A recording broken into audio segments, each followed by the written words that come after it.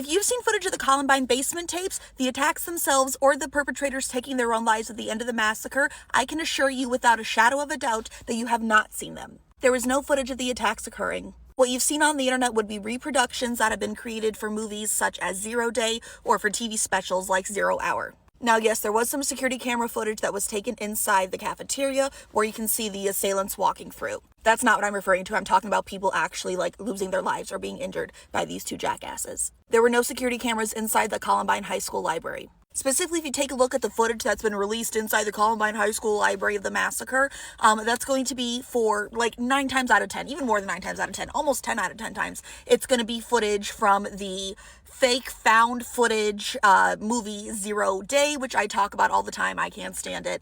And it doesn't match up to the Columbine High School library layout. The scene of the two assailants taking their lives isn't what actually happened. And if you take a look at the timestamp that's in the bottom, it takes place like a year and a half after Columbine did. Now, as for the basement tapes, they've never been released.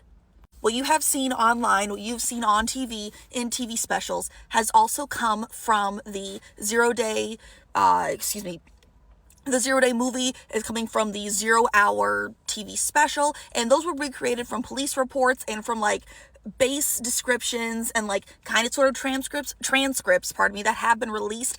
We don't have the actual word for word transcripts. We have a good idea of what's in them for parts of them. Some stuff have been completely redacted. No one's seen those. No one's talked about them, or people have seen them, but no one's talked about them publicly because it gets into some really dirty stuff that could be influential to other people and showing them how they planned and carried out their attack with no one knowing it was going to happen. But if you've seen those things, I can assure you haven't. They've been reproduced for TV or for movies. Or people have tried to reproduce them with what little we know about them, if that makes sense. Hope that helps.